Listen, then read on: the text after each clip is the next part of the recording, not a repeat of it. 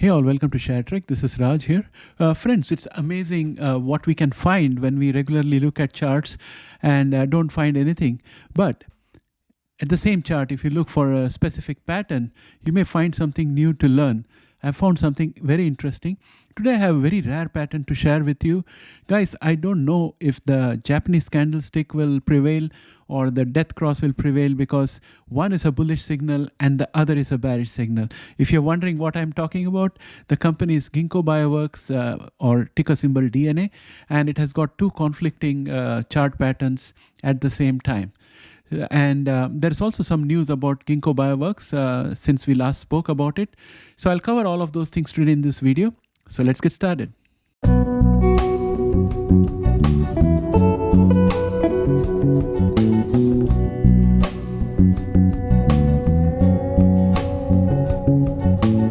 Welcome back, friends. Before we get started, let me give you a few anticipated updates on DNA. There is an interesting new collaboration, but first, insider sales. Jason Kelly, director, CEO, and founder, on September 2023 sold 200,000 shares in Ginkgo Bioworks Holding. And not to be left behind, Reshma P. Shetty, who is Chief Operating Officer and founder, as well as director and president, sold another 75,300 shares on 20th of September. So these are two sales, and I'm expecting one more sale from Insider to come, which is the pattern I have seen month after month around this time. So that's about the insider sales, which is something we always anticipate with Ginkgo Bioworks. So we were not disappointed. Now let's talk about the new collaboration announced a few days ago, which is between Ginkgo Bioworks and Factorial Biotechnologies.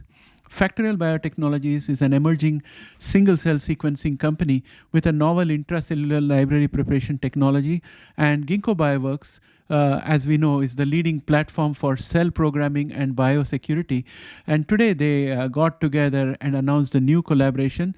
And through the partnership, Factorial will leverage Ginkgo's enzyme services to develop a novel isothermal DNA polymerase for use in Factorial's single-cell next-generation sequencing library prep kit.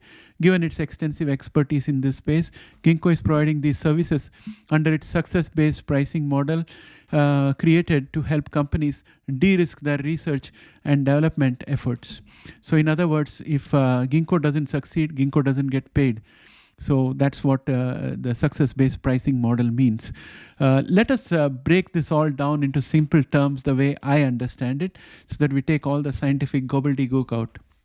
So, Factorial Biotechnologies has come up with a new way to make a complicated process called single-cell sequencing much easier. Here is what they have done.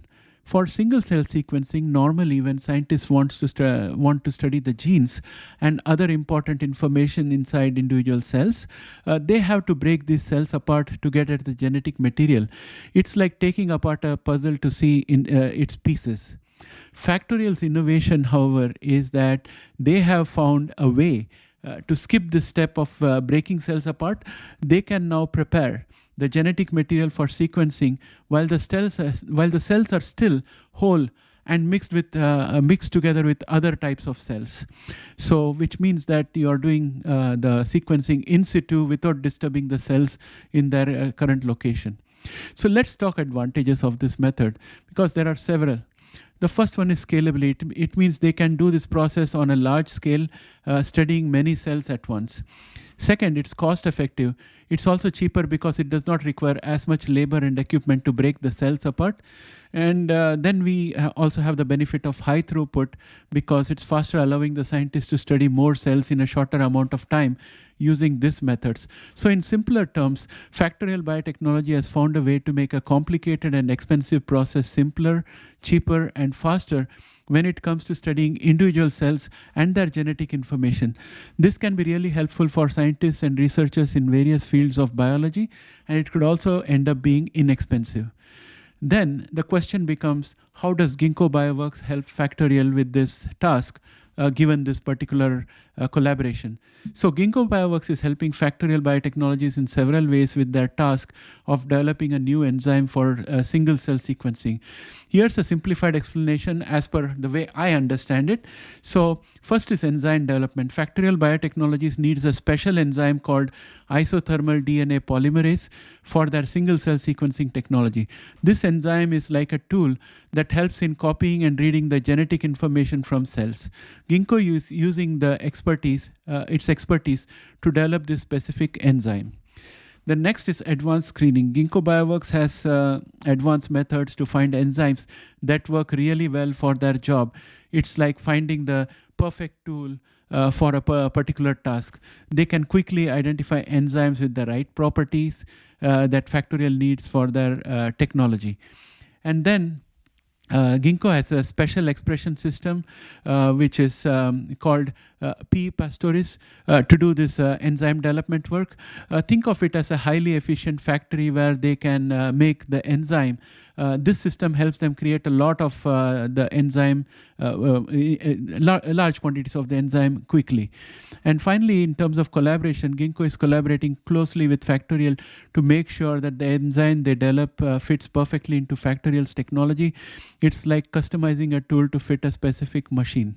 So in summary, Ginkgo Bioworks is using its expertise, advanced tools, and specialized system to help Factorial Biotechnologies create the right enzyme needed for their simplified single-cell sequencing technology.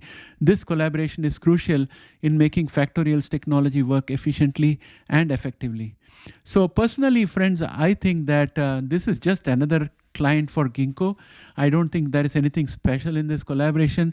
And probably the negative is that Ginkgo does not get paid for its work, but gets paid only on successful delivery of pieces of work. So I think this is good for Factorial. And friends, do you sense a bit of desperation on Ginkgo?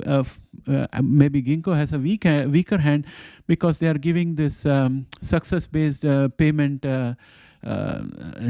deal to these companies. I think Factorial is a smaller company, I suppose, or I don't know why they would have given this deal to Factorial. So what do you guys think? Please put it in the comments. I'll be very interested to know your opinion. And some of you might also know Factorial and may know more about Ginkgo Bioworks and why they are using this kind of a pricing. So I would be very interested to hear your comments. So now let us go on to the contradictory chart patterns, which is the suspense for which you have been waiting. Here we are talking about the death cross pattern, which is part of technical analysis, and it happens when a shorter term moving average crosses over a longer term moving average and goes under it. So it comes from above and goes down the longer term moving average. So that is called as a death cross. The opposite is the golden cross, where a smaller term moving average comes from below and crosses and goes above a longer term moving average. So the way you look at it is that if you're a day trader, then probably you will look at hourly moving average, 1 hour moving average against 3 hour moving average, or maybe 5 minute moving average against 20 minute moving average, things like that. You can imagine that way. But typically I usually just look at 9 days and 20 days, or 50 days and 100 days. I always try to see if there is anything moving upward. If you recollect, last year when the market started moving up, I was talking about how the moving averages have to arrange themselves so that the smaller is below and the higher is next above it, and so on and so forth. So those kind of equations come into play depending on whether we are moving into a bear market or a bull market. In a bullish market, you'll always find the short-term moving average at the very top and the longest-term moving average at the very bottom. And in a bearish market, you'll always find the shorter-term moving average at the bottom and the longer-term moving average above.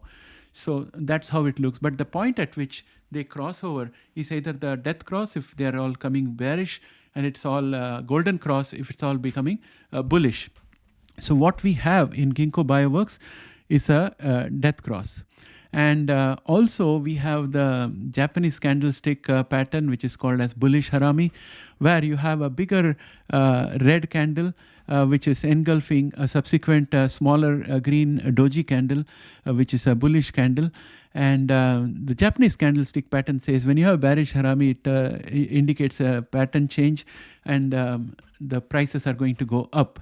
So that's what it says. Now let me take you quickly to the Ginkgo Bioworks price chart and show all these things that I described to you, and then we'll come to conclusions. So here we are in the Ginkgo Bioworks chart, and I think the stock closed at $1.77.